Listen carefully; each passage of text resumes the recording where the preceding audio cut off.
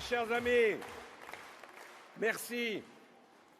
Merci à vous tous et à vous toutes de foncer avec moi vers cette victoire qui va en surprendre plus d'un.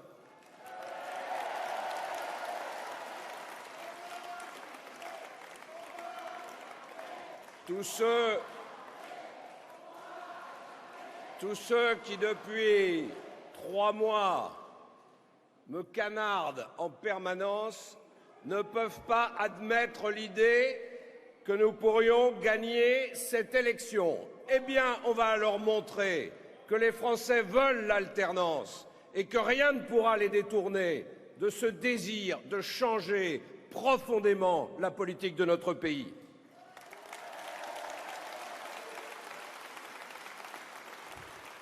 Je veux remercier tous les élus présents parce qu'ils symbolisent cette majorité qui nous permettra demain de gouverner et que je suis le seul à pouvoir rassembler. Merci à Stéphane Rossignol, le maire de la Grande Motte, qui m'accompagne depuis si longtemps dans toutes les campagnes que j'ai conduites. Merci à Joseph Francis de l'UDI qui vient de s'exprimer et que je remercie pour son soutien. Nous sommes la droite et le centre. Merci à Marie-Thérèse Brugière. Je veux saluer un ancien ministre de Jacques Chirac, Georges Fontès, présent ici. Merci aux élus des Pyrénées-Orientales, à Fernand Cyr, à Jean-Marc Pujol qui m'a accueilli ce matin à Perpignan, à François Lietta, à Marie-Thérèse Sanchez-Smith. Je veux saluer les élus du Gard, Franck Proust, Jean-Paul Fournier, Vivette Lopez, Christophe Rivinc et Yvan Lachaud, le président de Nîmes Métropole. Et puis je suis accompagné au cours des meetings que je fais à travers toute la France par des parlementaires qui viennent démontrer au fond cette majorité, cette cohésion qui est la nôtre et qui sont bien éloignés d'ici. Je veux citer Jean-Louis Coste, député du Lot-et-Garonne, Serge Grouard, député du Loiret, Caroline Cailleux, sénatrice maire de Beauvais, Valérie Boyer, députée des Bouches-du-Rhône, Lionel Tardy, député de la Haute-Savoie, Marine Brenier, députée des Alpes-Maritimes.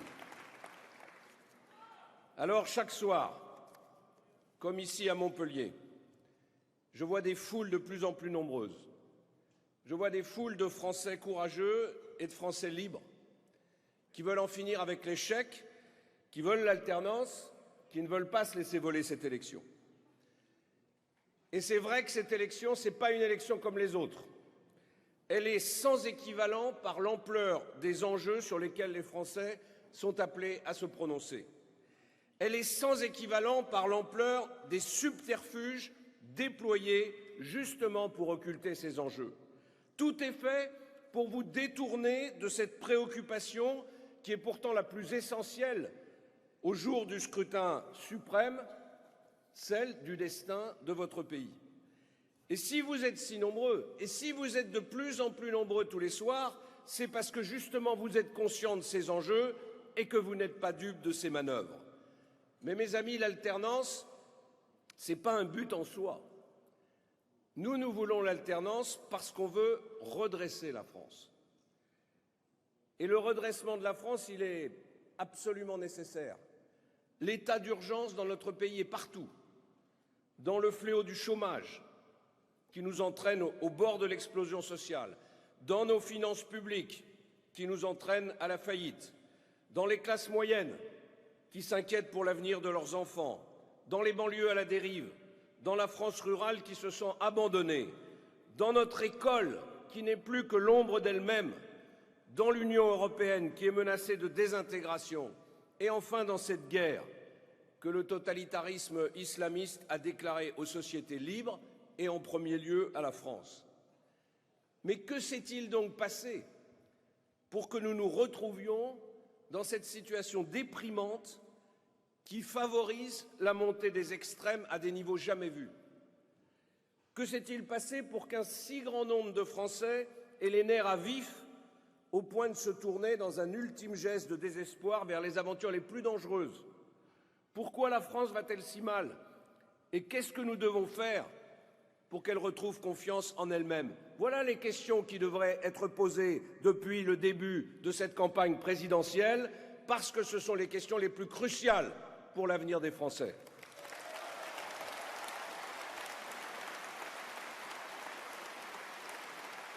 Eh bien, moi, je suis venu vous apporter des réponses. Je suis venu pour vous dire comment nous allons relever ensemble ces défis. Je suis venu pour vous rendre l'espoir et pour vous montrer qu'avec de la volonté, en prenant des mesures énergiques, le renouveau est à portée de main. Pour bien comprendre ce qui va mal et pour bien comprendre le sens de mon programme, le sens de ma candidature, il faut se retourner un instant sur notre histoire récente. Depuis 1981, nous avons laissé notre endettement croître dans des proportions irresponsables au lieu de réformer l'État. Nous avons rigidifié notre marché du travail au lieu de lui insuffler la liberté qui était nécessaire à une société de plein emploi. Nous avons négocié honteusement notre modèle de laïcité au lieu de défendre les valeurs qui sont au cœur de l'identité française.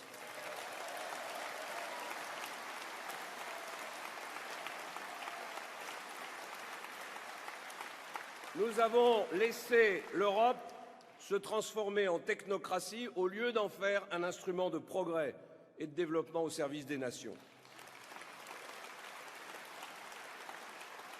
Mais ce n'est pas tout. À ces erreurs, on a superposé une idéologie qui justement les justifiait. Depuis 1981, la gauche a placé ses pions sur le front de la culture. Elle a verrouillé la pensée, au point de rendre le débat impossible sur tous ces problèmes qui sont pourtant des problèmes essentiels. La liberté, l'autorité, l'identité, la souveraineté sont devenus des idées honteuses. Les gardiens du politiquement correct ont entrepris de les faire taire par tous les moyens. Et cette situation atteint aujourd'hui son paroxysme dans cette élection où aucun débat de fond n'a lieu, où tout est fait pour déplacer la confrontation sur le terrain des apparences, sur le terrain de la tactique, là où l'équipe sortante trouve son seul espoir de se maintenir à la stupéfaction des Français qui ont pourtant jugé le bilan désastreux.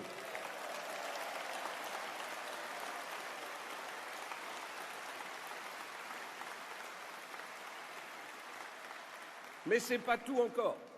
À l'idéologie, on a ajouté la démagogie. La gauche savait très bien que les caisses de l'État n'étaient pas infinies, mais peu importe. Elle promettait toujours plus de dépenses, toujours plus de subventions, toujours plus de bonheur à coups de chèques en bois. Mais la démagogie finit toujours par être sanctionnée par la défiance des citoyens et par l'incapacité à gouverner. Et au fil des années, les désillusions se sont accumulées et sont devenues insoutenables au point de briser le lien entre les Français et leurs représentants. Alors, mes amis, quand j'ai décidé de me présenter à la présidence de la République, je me suis juré de le faire en ayant travaillé, en ayant étudié, en ayant consulté, en ayant écouté, en ayant bâti un programme précis, argumenté, cohérent, efficace, un programme sans démagogie, fondé sur le bon sens, fondé aussi sur l'exemple des pays qui vont mieux que nous.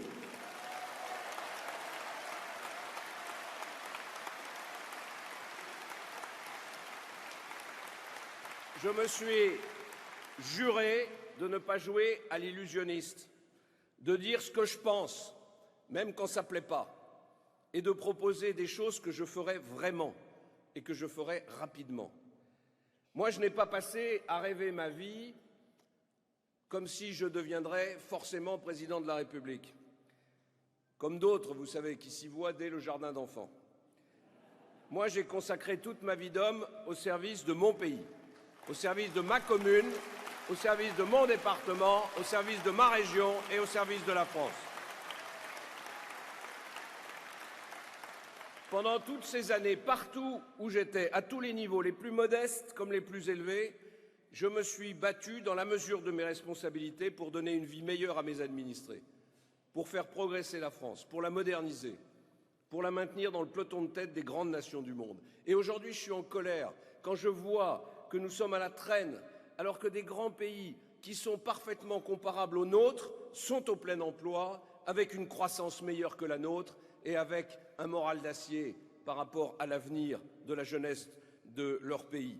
Oui, je suis en colère quand je vois que la démagogie atteint des sommets dans cette campagne.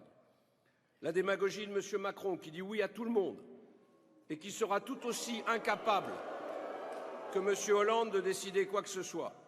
La démagogie de ceux qui inventent des nouvelles chimères parce que les solutions concrètes ne rentrent pas dans le cadre de leur idéologie. Alors c'est les 32 heures, le revenu universel, le retour au franc, la fermeture des frontières, la 6e République. Mais qui peut croire qu'on va créer les emplois avec ça? Qui peut croire qu'on va augmenter la croissance et le pouvoir d'achat, qu'on va réduire notre dette, qu'on va faire tourner les usines en passant aux 32 heures ou en sortant de l'Europe? Comment est-il possible de prendre à ce point les problèmes à l'envers?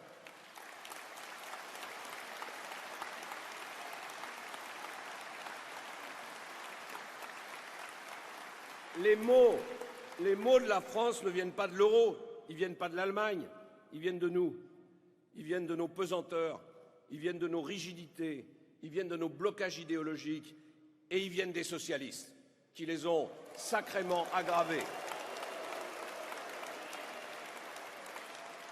Ayons le courage de nous comparer. Ayons le courage de regarder ce que font les pays qui réussissent. Et arrêtons de dire qu'à nous autres Français, il serait impossible de faire la même chose. Autrefois, on nous apprenait qu'impossible n'était pas français. Aujourd'hui, c'est l'inverse. Diminuer la dette de l'État, impossible. Ramener les effectifs des fonctions publiques dans des proportions raisonnables, qui sont celles de nos voisins, ou qui sont tout simplement celles qui étaient les nôtres au début des années 2000, c'est-à-dire il n'y a pas si longtemps, impossible. Travailler jusqu'à 65 ans, qui est l'âge moyen de départ à la retraite en Europe, impossible. Établir des quotas pour l'immigration, comme le fait une grande démocratie comme le Canada, impossible. Supprimer les 35 heures qu'aucun autre pays au monde n'a jamais instaurées, impossible. Aller vers le plein emploi, comme les États-Unis, la Grande-Bretagne ou l'Allemagne, impossible. Impossible parce que M. Mitterrand l'avait dit, contre le chômage, on a tout essayé. Impossible parce que M. Hollande, quant à lui, a dit plus récemment, face au chômage, on n'a pas eu de bol.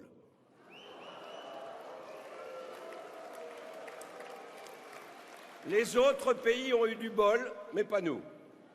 Bref, nous sommes devenus les seuls pour qui tout est impossible. Impossible, c'est devenu français, désespérément français. Et je pourrais continuer longtemps. Faire exécuter les peines de prison qui sont prononcées, impossible. Notre école dégringole dans tous les classements internationaux. En sciences, nous étions en tête il y a 20 ans. Maintenant, nous sommes loin derrière, et ce sont les pays asiatiques qui font la course en tête. D'année en année, nous avons allégé les programmes et renoncé à toutes les exigences. Bientôt, on enseignera au bac ce qu'on apprenait autrefois au collège. Pourquoi ?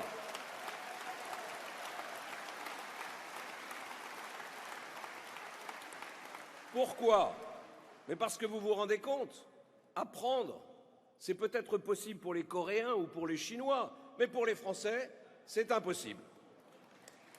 Eh bien moi, je crois que nous sommes autant capables que n'importe quelle autre nation de renouer avec la croissance, de créer des emplois, de faire respecter l'autorité qui est nécessaire à toute vie en société, de résoudre nos problèmes sans regarder ailleurs, sans vendre des rêves, sans jouer aux apprentis sorciers qui veulent tout détruire parce qu'ils sont incapables de bâtir quoi que ce soit. Moi, je veux redonner à notre pays le sens du possible. Et les solutions que je propose ne sont pas chimériques, elles sont concrètes. Et si je suis élu, je les mettrai en place tout de suite pour rattraper le temps perdu et pour donner le plus vite possible l'impulsion la plus forte possible à notre économie. Alors,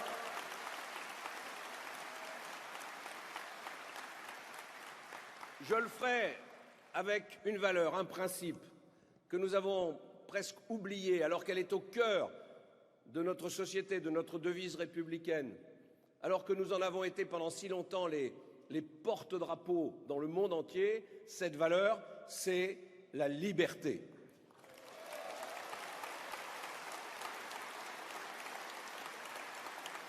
Et alors,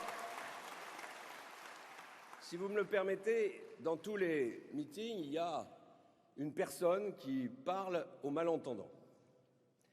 Et je voudrais que cette personne qui parle aux malentendants, elle fasse devant vous le signe qui symbolise le mot liberté.